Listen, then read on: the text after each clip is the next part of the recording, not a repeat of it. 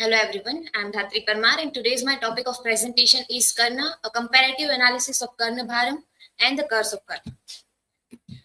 Karna is central character of course in Mahabharata, who is connected with the themes of loyalty, destiny and social struggle.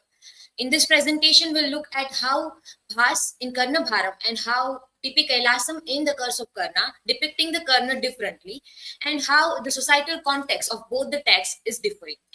My research question for today's presentation is to what extent do Bhasa's Karna Bharam and Kailasam's The Curse of Karna explore the theme of identity, destiny, and social justice? And how do these works reflect differing perspective on Karna as a character and his ethical dilemmas? So, first of all, let us talk about Bhas. In Karna Bharam, Karna is portrayed as a noble tragic hero who is having a dual identity. He has a commitment to Duryodhana, and that was time and again making him to do his duty to in the wartime. Karna's action in the Karna Bharam reflects his commitment that he is committed to the Kshatriya identity, Kshatriya characters in the work, and he has a constant dilemma on dharma and the desire. He wanted to be a part of a dharma. However, he has to be part of a dharma because of his ability or his identity is related to these being a loyal friend. He has, as we know, the curse of Parsuram, and that's why he time and again lake the in the wartime, as Bhas said in this his text. I quote: "Shiksha kshayam gachati kal paryat." सुबद्धु मूला निपंति पादपाः जलम जलस्थान गतम च शुष्यति उत्तम च दत्तम च तथैव तिष्ठति unquote. समय के साथ शिक्षा में गिरावट आ रही है, अच्छी तरह से जुड़ी हुई जड़े वाले पेड़ भी गिर जाते हैं, जलाशयों में पानी भी सूख जाता है, पर जो कुछ भी दिया और दिया जाता है वो वैसा ही रहता है. So with this quote we get the idea that how he has an inner ability where he has the commitment that if I will do the noble deeds, then I will get the reward. So whatever I did with whether I'm on the side of dharma or adharma, if I did a good deeds, then I will be on the part of a dharma. His relationship with the fate, he is, as we know, that a victim of the circumstances, and as a truly tragic hero. In the case of Karna Bharam's Bhas's Karna Bharam, he is a truly tragic hero. He is the man in action, and he is doing the action. And while even donating his kavach and kundala, he is doing the action, and his selfishness as well. As compared to the curse of Karna, or the in this Kailasam uses Karna's loyalty to question societal injustice, and that is what the major difference between the both of the texts. The Bhas is talking about the loyalty or making him tragic hero, as compared to this Tipi Kailasam making him a marginalized character and giving him a voice, and that is what make this both texts very different. With this four, we get the idea. I quote: "Poor helpless Anga, unarmed helpless, poor poor." Unquote. Now, this the time and again repetition of the word poor is making him marginalized, and that is what talking about the social exclusion he is facing. He is constrained of a rigid caste system, and that's why he faces as a Sutha. He is facing the problem in the time, and with only the being born as a Sutha, as people know in the Mahabharata, and that's why he faced time and again the marginality, and the other Kshatriya character of the text is not accepting him. He has a personal struggle based on caste-based discrimination. That we got the idea that there is a systematic operation of him on the basis of caste, and Kailasam put the emphasis on this a lot. That because of his caste, he's marginalized, and that's what makes this text different from the earlier one. He has a patronage of Duryodhana, and that's what even the character of the Shakuni is making him realize with this quote that, and that's why he has a psychological turmoil, and that's why he's not able to use his ability, and that's why he said that I quote: "The merest thought of any supposed Sutha birth crossing thy mind will swell thy heart to sense of shame, will dull thine." Unquote. Now this is reflecting how when anyone or any character of the play is making him realize that he is a Sutha born, he feels the sense of being a low born, and that's why being a low born he's not able to do his perform his duty properly. Talking about thematic difference, then in Karna Bharam, Bhas made the character of Karna is connected with the fate, and he is struggling against the cosmic force. And this divine intervention make this play different from the early, from the Kailasam's play. Here he hasn't have that much of agency, and that's why he's being a pawn of a god, coming Indra coming in the disguise of a Brahmin. So Indra is a character of coming as a god character. So he is being intervention. His intervention with these divine characters. His suffering of individual as a powerless, and he made himself. He feel himself a powerless, and that's why he said. And he believes in most of the time fate, and that's why his quotes time and again refers how fate he is like bound by his fate and not by his agents. This quote reflects this. I quote: "हतोपति लब्धे स्वर्ग जित्वा तु लभते यशः उभे बहुमते लोके नास्ति निष्फला रणे." Unquote. मारे जाने पर भी उसे स्वर्ग की प्राप्ति होती है और जीतने पर भी उसे प्रसिद्धि मिलती है। दोनों दुनियाओं में युद्ध में कुछ भी निष्फल नहीं।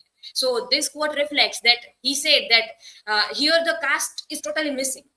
Only the Karna is a tragic hero is there, and that's why his noble deeds or his warrior abilities is reflecting, and that's why time and again Bhasa is talking about his warrior ability, not the identity he's connected with.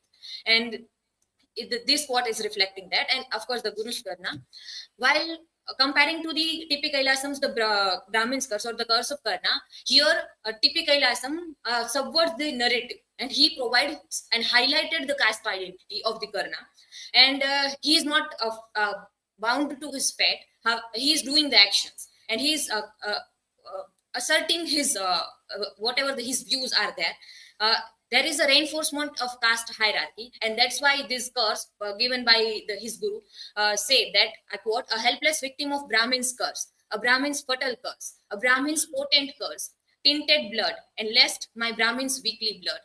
Unquote. Now, this time and again referring to the curse and referring to the blood. Both this reference is making him, making the reader remember that he's connected with his caste identity, and he has the curse, and that's why he's laking. And the curse is given by the Kshatriya characters to reinforce the hierarchy of the caste within the play, and that's why the Kshatriya character curse is the Karna. Karna is, of course, a symbol of oppressed, and he has a limited agency. Still, he got the voice in the case of Kailasam's play, and here he has psychological manipulation, and that's why we got the idea that during the 5 acts of the TP Kailasam, he time and again fainted at the end of the act, and he just fainted, and he's not able to perform his duty. If we talk about symbolism, then Bhas used divine symbolism, divine intervention in the book, in the play, sorry. And he has a sacrifice, a loyalty. He has, of course, a tragic hero. Then he will have this sacrificial ability. At the same time, he has a suffering. The way tragic hero suffers, similar way, Karna of the Karna Bharam is suffering like that. However, on the case of the curse of Karna, here is a direct conversational tone, and the emphasis is more on the caste, and that's why there is a critique of caste hierarchy, and the voice is given to the Karna's character. If we talk about the context, then Bhasa's Karna Bharam is contextualized in an ancient value, and that's why they reinforce the Kshatriya value, and they say that at the end the Kshatriya values are above the other marginalized voice, and that's why Karna is dying in the Karna Bharam. And at the end, he's reinforcing the idea of Kshatriya value. However, in the case of the curse of Karna, here it's situated in colonial context, and that's why Karna, as being a marginalized character and as a being of a caste, victim of a caste hierarchy, he was drawn.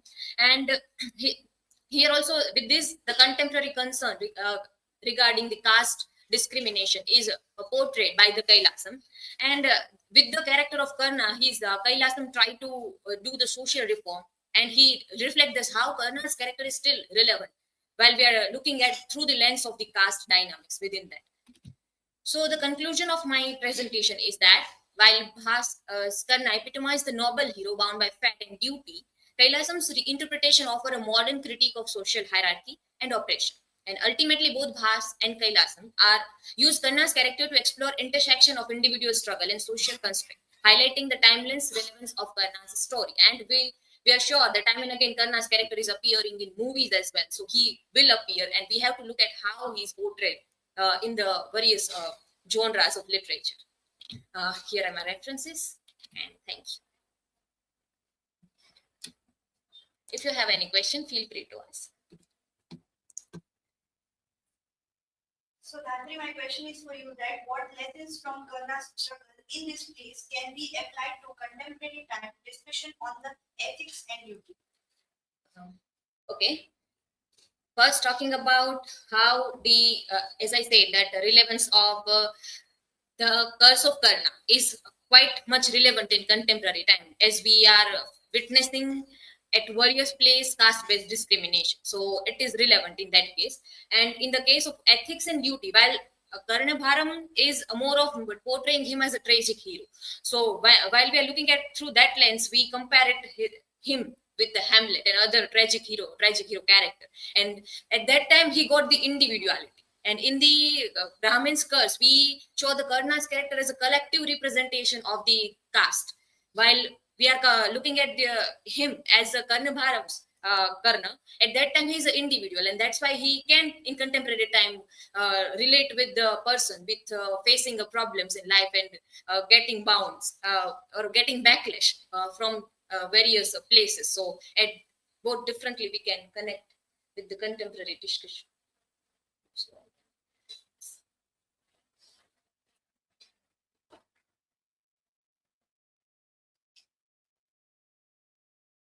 my question is, how does Karna's portrayal in Karnabharam differ from his characterization in the Curse of Karna, the term of his loyalty and sense of social justice? okay.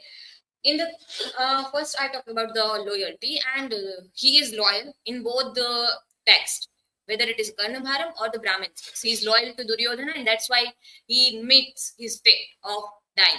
So loyalty is portrayed as a saint. However, if I talk about the sense of social justice, then it is portrayed more in the Brahmin's curse, in the curse of Karna, because the incident, which is the Draupadi's incident of Chirahara, which is totally missing in the Karnabharam, it is portrayed in the Brahmin's curse or the curse of Karna, where he asserts that you don't have to do that. He said that to other Kauravas within the Sabha, and that's why here he has a sense of justice. And time and again, his remembrance of his low-born suit birth.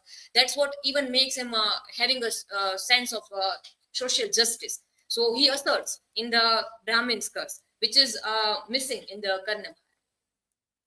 Thank you.